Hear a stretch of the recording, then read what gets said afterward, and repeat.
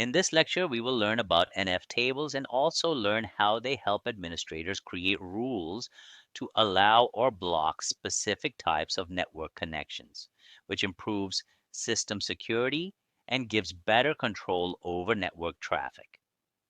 In Linux, nftables is a modern firewall system used to control and filter network traffic entering or leaving a system.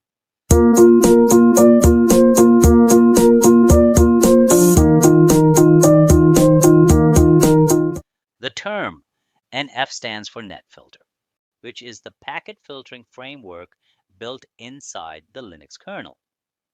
nftables allows administrators to create rules that decide whether network packets should be accepted, blocked, or dropped. Network data travels in small units called packets, which contain information such as source address, destination address, port number, and protocol. nftables examine these packets and compare them with the rules created by the administrator. nftables organize firewall configuration using tables, chains, and rules.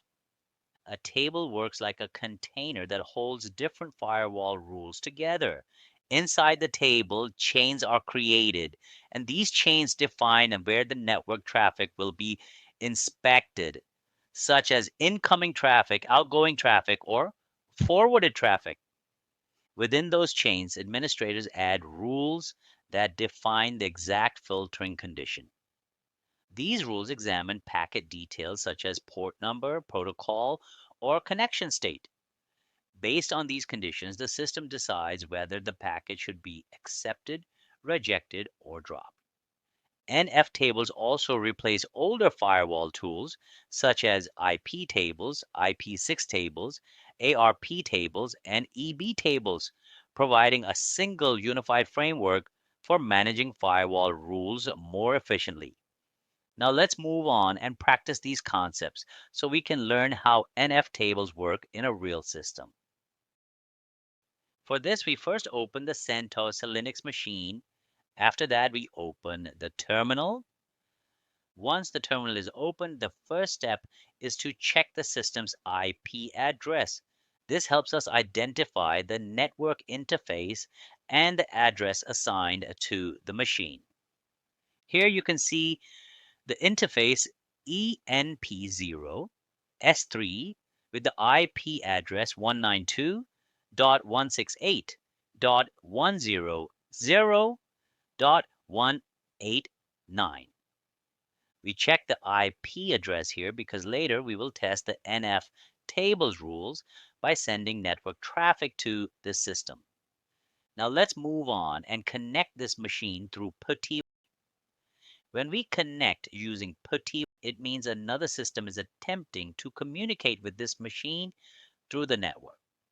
This helps us test our nftables firewall rules because any rule we create will affect whether this remote connection is allowed or blocked. So here we enter the IP address of our CentOS machine, which is 192.168.100.189 in the host name field, so PuTTY knows which system we want to connect to. You can also notice that the connection is using port number 22, which means the connection is going through the SSH service because SSH normally listens on port 22. The connection type selected here is SSH, which means secure shell, a secure method used to remotely access a Linux system over the network. When we click the Open button, PuTTY first sends a connection request to the CentOS machine using the SSH service on port 22. The network traffic reaches the Linux system, and if the SSH service is running and allowed by the firewall rules, the connection is accepted. After that, you can see the PuTTY terminal window, which shows that the remote connection to this machine has been successfully established. Now, the system displays the login prompt asking for the username so the user can access the Linux system remotely. Now let's move on and log in as the IF. Once the correct password is entered, the login process is completed successfully. Now the first thing we do here is to list all the nftables rules by running the command sudo nft list rule as set to verify the current firewall configuration. This helps us check whether any tables, chains, or rules already exist in the system before creating new ones. Here, nft is the main command line tool used to interact with the nftables firewall framework in Linux. By using this tool, administrators can create, view, modify, and delete firewall tables, chains, and rules, which allows them to control how network traffic is allowed or blocked on the system. After pressing enter, you can see a list of existing nftables chains that are already configured in the system. For example, chain mangle pre-policy allow host IPv6. This line shows the name of a chain that belongs to the mangle table, which is used to modify or inspect packets before further processing. This confirms that some default firewall structures already exist before we create our own rules. If we scroll up, you can see that the full list of existing tables, chains, and rules is displayed here, and you can study them to better understand how the firewall rules are organized in the system. If we want to see only the firewall tables, then we can use the command sudo nft list tables. After pressing enter, you can see the table INET firewall D. Here in it represents the address family, which means this table is used for both IPv4 and IPv6 network traffic. The name firewall D is the table created by the firewall D service. This command helps administrators quickly see which firewall tables exist in the system without displaying the entire rule set. Now it's time to add our own firewall configuration. For this, we create a new table, for example, training by running the command sudo nft add table INET training. After pressing enter, you can see that no error message appears, which means the table has been created successfully. Let's verify it by listing the tables again. And here you can see the table ENET training, which confirms that the table we created has been successfully added to the system. Let's verify it from the rule set also. At the bottom, you can see table INET training followed by curly braces, which means the table has been created successfully, but currently it does not contain any chains or rules inside it. Now let's move on and add a chain inside the table we created. For this, we use the nft command with the add chain option, so the system creates a new chain inside the training table. We name this chain input, which means it will inspect incoming network traffic that is reaching this machine. Next, we define the chain with the type filter, which means this chain will be used to filter and control packets instead of modifying them. After that, we hook the input to tell the system that this chain should be attached to the input stage of the network processing path. So every packet coming into the system will pass through this chain. Then we set the priority value to 0 to define the order in which this chain will be processed compared to other chains. Finally, we set the policy drop to set the default behavior of the chain, which means if a packet does not match any rule inside this chain, the system will drop the packet and block the connection by default. As we execute this command, you can see that the PuTTY session immediately disconnects and shows the message network error software caused connection abort. The reason is that we created an input chain with the default policy set to drop. This means the system now blocks all incoming network packets by default unless a rule explicitly allows them.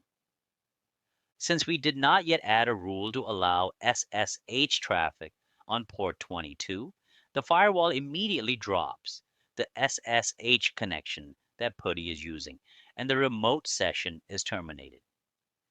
Now we move back to the local console of the virtual machine. Now let's verify the rule that we defined earlier by listing the rule set. Here you can see the table named training, and inside this table, the chain named input is present. This chain is responsible for inspecting incoming network traffic. Now let's move on and add a new rule inside this chain.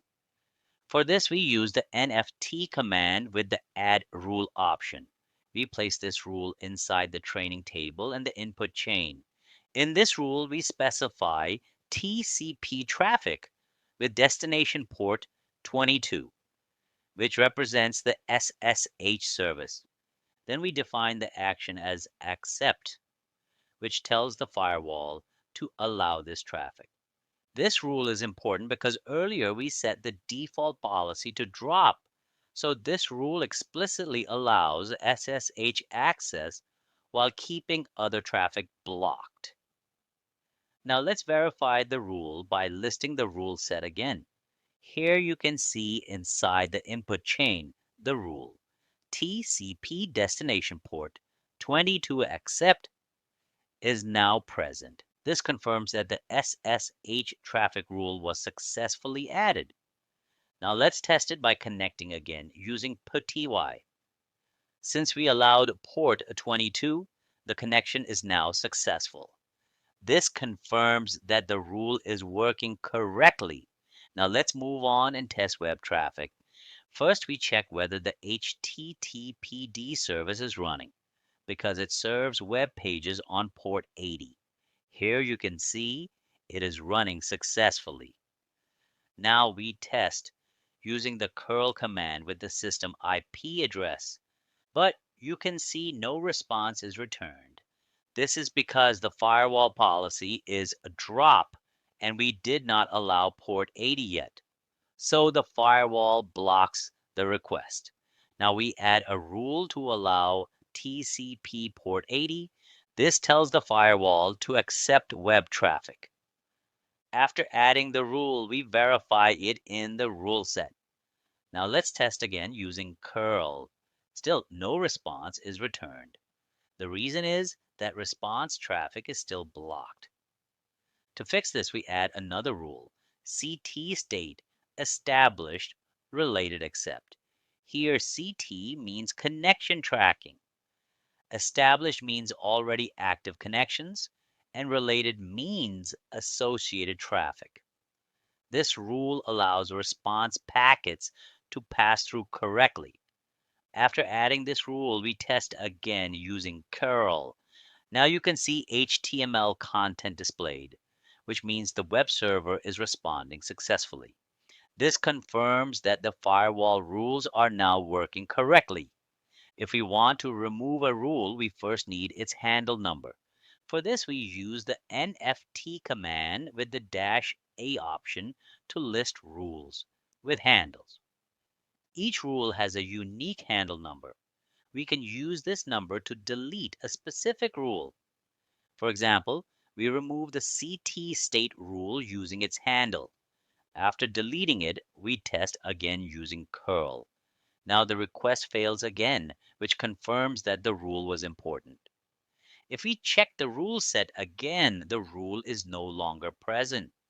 So this is a simple explanation of how nftables control network traffic by using tables, chains, and rules to allow or block connections based on defined policies. See you in the next lecture. I hope you learned something useful in this video, and I will see you in the next one. But wait, please don't forget to subscribe